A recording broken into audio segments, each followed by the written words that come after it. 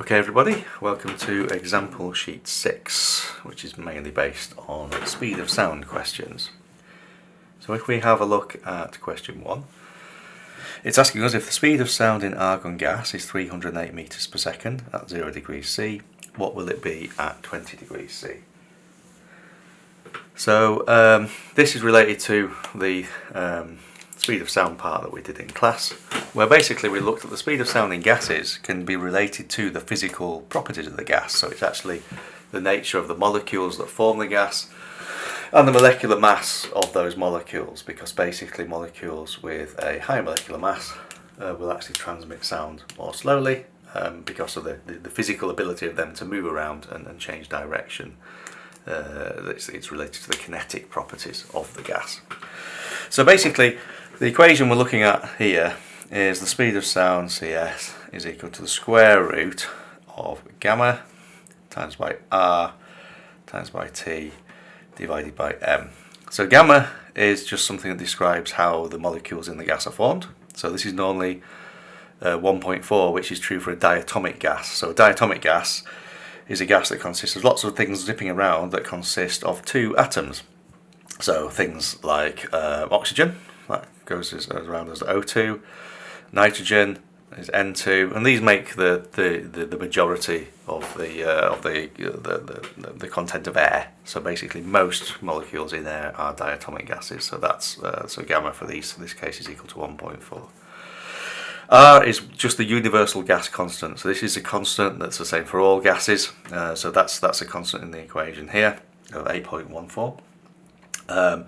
And M is the molecular mass of the gas. So this basically is the size of the molecule. So in this case, if this was oxygen, it would be the size of each atom, the sum of the mass of those atoms in the molecule as well. So this is why if you have a larger molecule, it's more difficult for that to move around or change direction. It has more momentum. So basically a larger value here actually decreases this side of the equation, so it decreases the speed of sound. So the speed of sound is faster in lighter gases fundamentally.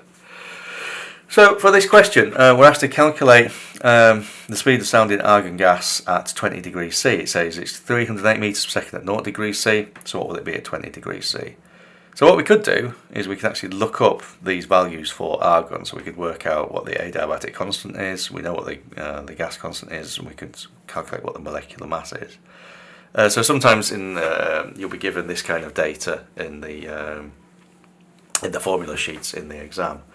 But in this case here, we can actually work it out a different way. So imagine we don't have this information for argon gas. How can we actually calculate this? Well, the interesting thing is, for argon, effectively, sorry, it's 8.314, is that? Effectively, all of these are constants. I'm not sure what the actual molecular weight of argon gas is, but if we look at the question, it's the argon gas is the same in the first condition and the second condition. We're looking at argon gas at a certain temperature here and argon gas at a certain temperature here. So for argon gas, these values are always the same. So what that means is I can rewrite this equation that basically the speed of sound is equal to some constant times by the square root of t, because all of these can be summed together as a constant, which means that this equation shows that the speed of sound is just proportional to the square root of temperature. So if the temperature changes, then the speed of sound will change for argon gas, because all these other things remain constant. So I can say that basically I can rearrange this equation to say that this constant value is equal to the speed of sound divided by the square root of t. So if I have two cases, I can say, well, at two different temperatures, this constant will still be the same, that the constant is going to hold true, because that's just related to the physical properties of the gas. So the speed of sound at a temperature 1, so the speed of sound 1 divided by the square root of temperature 1 will actually be equal to the speed of sound 2 divided by the square root of this second temperature T2. Okay, so I've now got an equation, a very simple equation, just using the fact that these are related by this constant, that I can rearrange to find out what the actual speed of sound in this second condition is. So basically, the speed of sound I'm looking for here, so the speed of sound in the second part of the question, is going to be equal to the speed of sound in the first part of the question divided by the temperature in the first part of the question, multiplied by the square root of the second temperature. Okay, so I can now put these values in. So the speed of the sound in the first example was 308 meters per second. I'm dividing by the square root of the temperature for the first example, which is 0 degrees C, but remember that the temperature here is always measured in Kelvin. It's the absolute temperature of the system. Okay, so for this this temperature, I know that 0 degrees C is actually equal to 273. Well, I can put 0.15. So basically, that is 0 degrees C in Kelvin. So basically, you've got to you just add 273.15 because absolute zero is minus 273.15 degrees. And then multiplying that by the second temperature, T2. So that's the square root of the temperature is now 20 degrees C. So I've got to add 20 degrees to this. So it's going to be 293.15 degrees. Okay. And if you calculate that, then you get you're going to get a value of 319 meters per second. And you can just look at that and think it makes sense. So basically, you're dividing 308 by a smaller number than you're multiplying it by. So this will is going to increase by a fraction of that divided by that. So this is a higher number. So basically, it's going to become slightly bigger, which means that answer looks like it makes sense. Okay, so that's how we solve question 1. So moving on to question 2. Now we're looking at solids, speed of sound in solids. Okay, so if you remember, the speed of sound in solids is related to the actual elastic and the bulk properties of that solid. Okay, so this is just simply a case of remembering the two equations that we're going to use from our lecture notes. We're being asked to calculate both the longitudinal, the speed of the longitudinal and the shear sound waves in aluminium. It doesn't actually state which method of calculating the longitudinal values to use here. So if we actually just have a recap from our lecture notes on what the different equations are. The first one, the one-dimensional longitudinal calculation for the speed of sound, is actually just equal to the square root of the Young's modulus divided by the density. Okay, but then we had another version as well, which was we had a three-dimensional calculation as well, and this one was equal to it was a slightly more complicated expression. It was a square root of the bulk modulus plus 4/3 of the shear modulus. G is the shear modulus divided by the density of the material. So to calculate the value here, we've got to look at what were provided in the question. So here we've got a shear modulus and a bulk modulus and a density given in the question. So it looks like we're going to have to use the 3D version because we don't have the Young's modulus for the material. So for the first calculation, the speed is going to be equal. It's just a case of putting the values into the equation. So K is the bulk modulus, which is 69 gigapascals. So remember that's 69 times by 10 to the power of 9, because we've got that giga expression there. And then to that we're adding 4 times by the shear modulus, which is 25.5 gigapascals. So it's 25.5 times by 10 to the power of 9 divided by 3, and that's all divided by the density, which is 2,700 kilograms per meter cubed. So basically, if you just solve this equation with all those values in there, then you get the value is going to be 6,176 meters per second. Okay, so have a look at this value. As I say, for metals, they're generally in the thousands. The speed of sound through metals is normally much higher than you'd see in liquids or airs as well. So of the order of a few thousand is generally what you should be looking for. So then we need to calculate the shear modulus. The shear sound's velocity. So for this one, we use a simpler equation again. So the speed of sound of shear waves in a solid is equal to the square root of the bulk modulus divided by, the shear modulus divided by the density. So we just put those values into the equation here. So our shear modulus was 69 gigapascals, so that's 69 times by 10 to the power of 9, and we divide that by the density, which was 2,700 kilograms per meter cubed. So if we calculate those values there, we get a value of 3,073 meters per second, which is the same as the value we get up here. And as always, just have a quick check, sanity check for your answer. I'll just make that a bit clearer. 3,073 meters per second, and this is normally around about half the longitudinal velocity. So this value here looks pretty good. Right, so question 3. Now we have a sound level meter placed 150 millimeters from a small sound source that records a reading of 45 decibels. So it's sometimes a good idea just to sketch what we're seeing here. So if we have a little speaker, looks something like this, and we have a sound level meter, that's effectively a microphone. So we have a small microphone here, and the distance between these two, as stated in the question, is 150 millimeters. Okay, and that's recording a reading here of 45 decibels. Right, so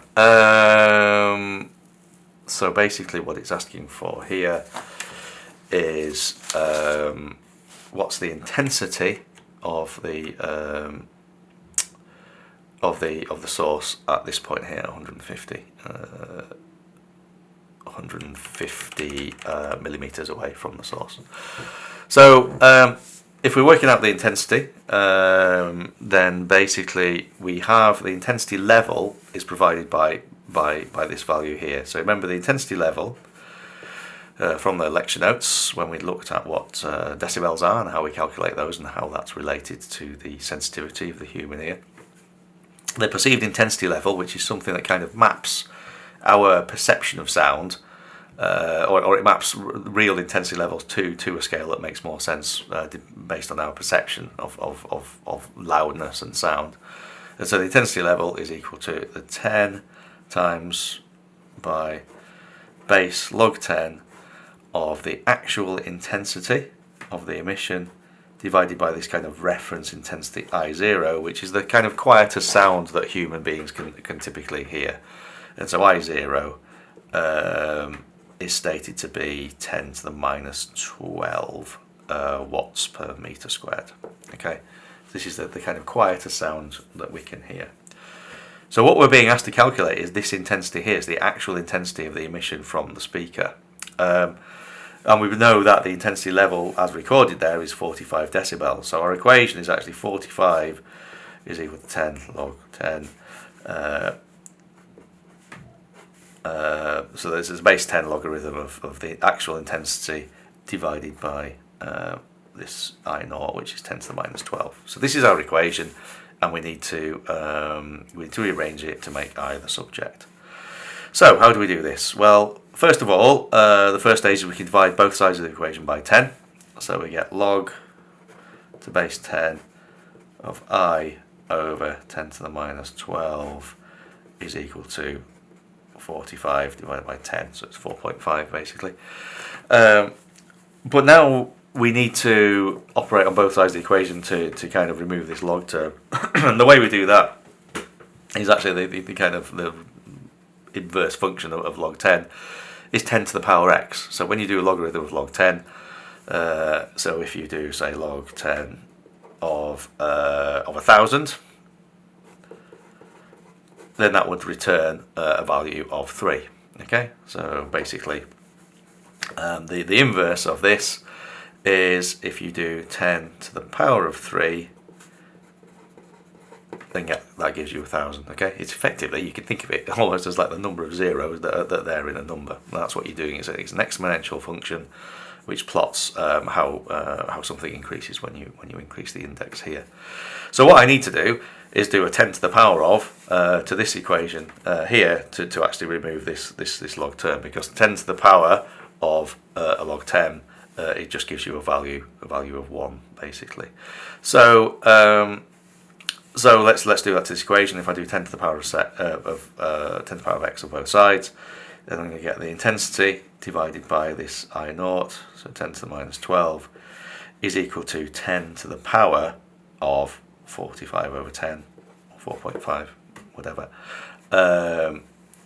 And that equation is still valid. So basically we've still got the same on both sides of the equation. So the last term is to multiply both sides by 10 to the minus 12. So I is equal to 10 to the minus 12 times by 10 to the power 4.5.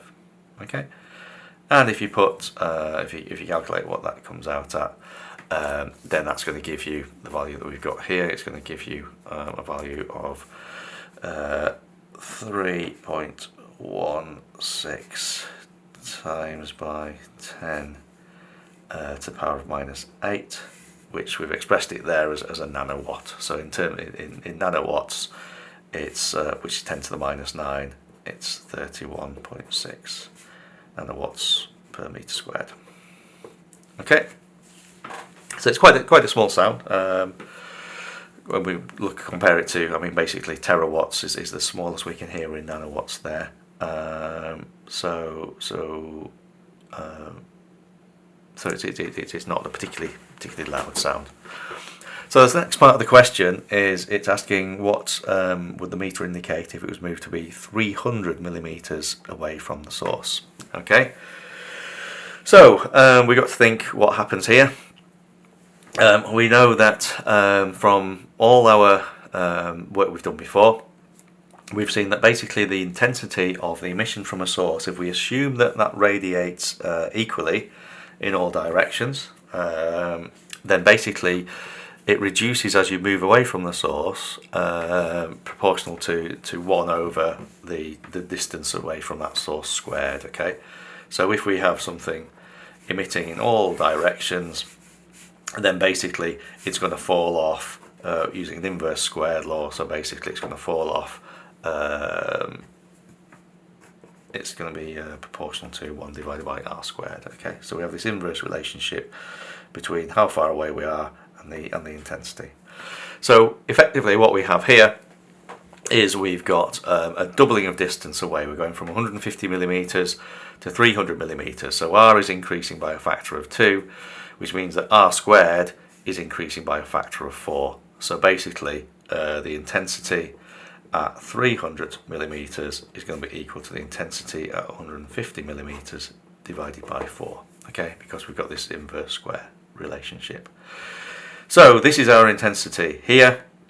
If we divide that by 4, we're going to get the value at 300 millimeters. So in that case, I of 300 is equal to 31.6 nanowatts divided by 4, which is going to be equal to 7.9 nanowatts. But now what we have to do is, because the meter is recording in decibels, we have to work out what the corresponding intensity level is for that one. So basically the intensity level is equal to 10 log 10 of 7.9 times by 10 to the minus 9 divided by 10 to the power of minus 12. Okay, so that's our equation. We're just putting our new value here into the equation for intensity level, and if we solve that, we will get a value of 39 decibels. Okay, and that's how to answer question 3.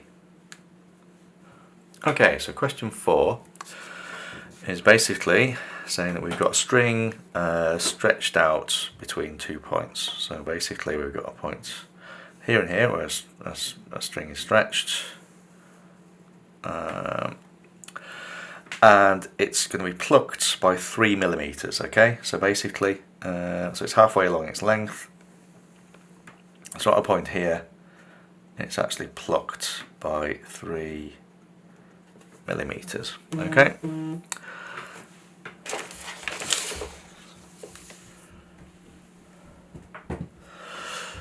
And this is setting it vibrating purely in the fundamental frequency. So that's where we have two nodes, one at either end of there, and an antinode in the center of the vibration.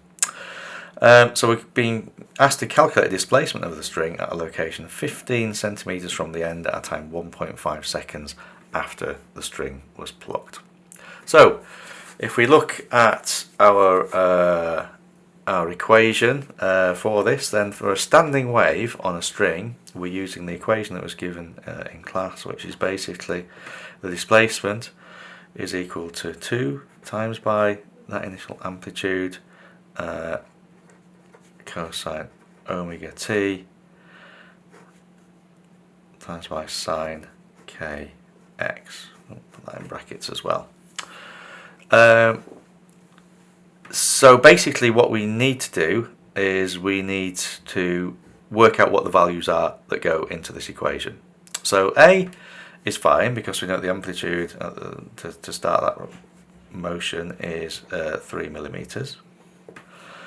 T is given in the equation because that's 1.5 seconds. And X is 15 centimeters. I'll convert these when I put them into the equation. I'll just leave them in their regular units now. 15 centimeters from the end. So we need to calculate omega, and we need to calculate what the wave number k is for this question. So if we're in the fundamental frequency, we can work out the wavelength. So the wavelength is going to equal to double the distance of these of where this string is attached. Because basically in the fundamental, we've got half a waveform stretches between these points. If we think of this as a sine wave, one full cycle will actually stretch to 2 times this distance here. Okay, so the wavelength in this case is going to be equal to double this distance here, which is 40 centimeters. Okay. So if we want to calculate what the corresponding wave number is, k is equal to 2 pi divided by the wavelength, which is equal to 2 pi divided by, in this case, 0.4 meters. Okay, so we got 2 divided by 2 pi divided by 0.4 will be the value that we can use for k. Our omega value, I'm going to leave it like that because otherwise it will give me an awkward decimal. The omega value is going to be related to the frequency of the wave, so that's going to be equal to 2 times by pi times by f. But we need to calculate what the frequency is going to be of this particular for this particular frequency. Okay, so the equation for frequency on stretched strings is the frequency of the nth mode is equal to n plus 1 divided by 2l times by the square root of, don't need those brackets, but I'll leave them in there, of t over mu. Okay, but for the fundamental frequency, this n value is going to be equal to 0, so it's going to be equal to 1 divided by 2 times the length times by the square root of t divided by mu. So for this calculation here, if I put the values in, it's 1 divided by L was 20 centimeters. So that's 40 centimeters. So that's 1 divided by 0.4 times by the square root of the tension is 300 newtons, as given in the question, and the mass per unit length is 0.005 kilograms per meter of length. So if you put those values into the equation, then we can calculate the frequency, which gives us a value of 612, how accurate, 0.4 hertz. Okay, so that means we can then calculate what our omega is going to be. So omega is equal to that value there multiplied by 2 pi, which is 3,848 radians per second. So now we have everything we need to put into our equation. So y is equal to 2 times by 3 millimeters. So 3 millimeters is 0.003, so 2 times that is 0.006. Cosine of 3,848 radians per second times by t, which was 1.5 seconds. Sine of k is our value here, which is 2 pi divided by 0.4 times by x, which was 15 centimeters or 0.15 meters. Okay, so if we just solve that that equation there with all our values now in there, then we'll get a value of 0.605.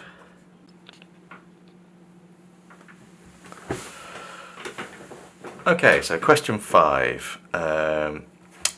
So given that the speed of sound in air is 340 meters per second, calculate the fundamental and first harmonic frequencies for an organ pipe of effective length 2.5 meters. So what this question is doing is it's referring to the work we did looking at harmonics of resonances in open and closed tubes. So if you remember from the lecture notes, we have two different scenarios. So we have a closed tube which is blocked off at one end, and basically the harmonics that can occur in a closed tube have to have an antinode that occurs at the opening of the tube, because here any kind of oscillations in the tube have the most freedom to move, so the molecules can move backwards and forwards the most at this point, so we assume that there is a kind of antinode at that location there. And then we define a node at the closed end of the tube, because here against the wall the molecules are the least able to move, they're the least free, and so basically we assume that the oscillations there are zero. So if we're going to draw this as a waveform, we would actually see it something like that. So basically here we're representing sort of longitudinal vibration of the molecules, but using a kind of transverse waveform. Okay, so here the molecules move the freest, and here they're actually confined. So this would be the fundamental harmonic for a closed tube. We could also, the first harmonic would actually be 3/4 of a wavelength. We could fit in there, as showed in the lecture notes. An open tube is different, because basically in an open tube we have two open ends where we have two antinodes. So if we're going to draw a waveform here, it would look something like that. Okay, so we've got two maximum sort of amplitudes at the open ends, and then a node right in the middle of the tube. Okay, so the equations for describing each of these scenarios: for the closed tube, the frequency of the nth harmonic is equal to 2n plus 1 divided by, times by the speed of sound divided by 4L. And for an open tube, the frequency of the nth harmonic is equal to n plus 1 times by the speed of sound, and that's divided by 2L. Okay, and these are just related to how these waveforms can fit into these tubes here. So part A is asking us to calculate the frequencies for the fundamental and the first harmonic for the first situation. So basically the pipe here, one end is open and the other end is closed. So we're going to be using this equation here. So for part A, we're going to calculate F0 and F1. So for F0, this n value is going to be 0. So this is 2n times 0 plus 1. Well, that's just 1 then. So basically on the top of the equation, we've just got the speed of sound. And we're dividing that by 4 times L, where L is the length of the tube here. So basically, this is L. So in the equation, in the question, this was given us 2.5 meters. So 4 times 2.5 is just going to be 10. Okay. So the speed of sound is given us 340 meters per second for this question. So 340 divided by 10 is going to be equal to 34 hertz. Okay.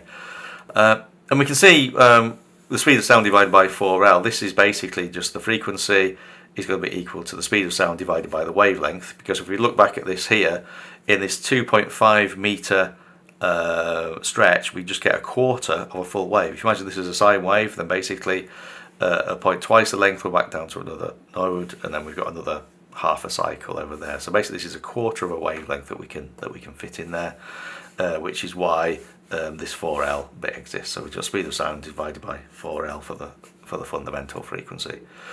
For the first harmonic, n is now equal to 1, so this 2n plus 1 becomes 3, so it's 3 times by the speed of sound, and that's divided by 4L again. Okay, so that's 3 times by 340 divided by 4L, which is 10, and that's going to give us a value of 102 Hertz. So it's basically 3 times this value here. So if we move on to part B, this is now looking at values for this scenario where the tubes are open. Okay, so we're using this equation here. So I want F0, the fundamental, and F1 again. So F0, if this value is 0, 0 plus 1 is just the speed of sound, so 1 times the speed of sound. And we divide that by 2 times L now, so this is still 2.5 meters, so 2 times that is going to be equal to 5. So that's 340 divided by 5, which gives us a value of 68 Hertz.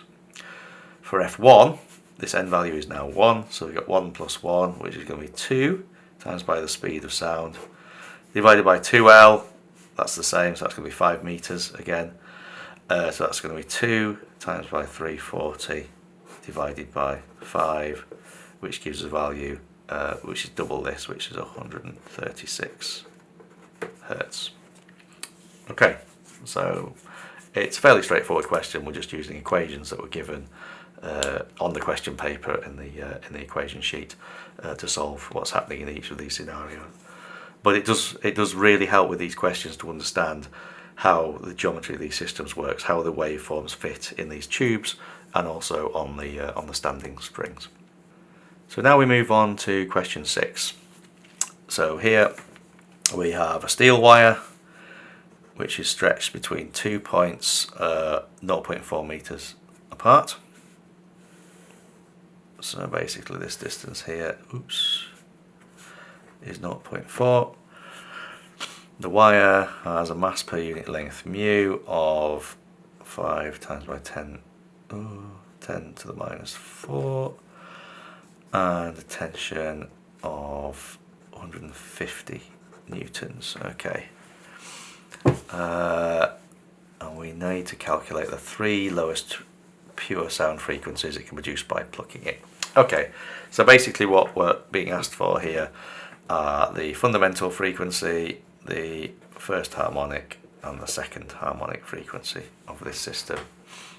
So we have an equation for this. So basically the frequency of the nth harmonic in stretched strings is equal to n plus 1 divided by 2L. So L is the length between the 2 points where the string is connected, divided by the square root of t over mu. So for F0, n is going to equal to 0, so it's just equal to 1 divided by 2 times L. So L is 0.4, so that's going to be 0.8 times by the square root of 150 newtons divided by mu, which is 5 times 10 to the minus 4 kilograms per meter. Okay, and if we put those numbers into our equation and solve that, then we get a value of 685 Hertz for the fundamental frequency. For F1, then basically n now becomes 1, so we get 2 divided by 2L, which is just 1 divided by L, so it's 1 over 0.4 meters, because that's L, the length of the thing, divided by the square root again of t, 150 newtons, divided by mu, which is 5 times 10 to the minus 4, which then gives us a value of 1.37 kilohertz. It's basically just going to be double this value here, 1370. And then F2, so n is now 2, so go back to this equation here, it's 2 plus 1, which is going to equal to 3 over 2L, L is 0.4 still, times by the square root of t over mu, so it's 150 divided by 5 times by 10 to the minus 4, which gives us a value of 2.06 kilohertz, which is 2060 hertz, which is basically just 1.5 times by the value we had previously. Okay, so that's it. It's basically, once again, if we were just employing this equation here, but changing, looking at the different harmonic frequencies, the fundamental, the first and the second harmonic, which just affects the n value that we use in this equation here. Everything else is fixed. The distance between the two things is fixed. The tension and the mass per unit length are fixed. So all we have to take care of is that change in n. Okay, so that's the end of the example paper. As ever, if you have any questions, drop me an email.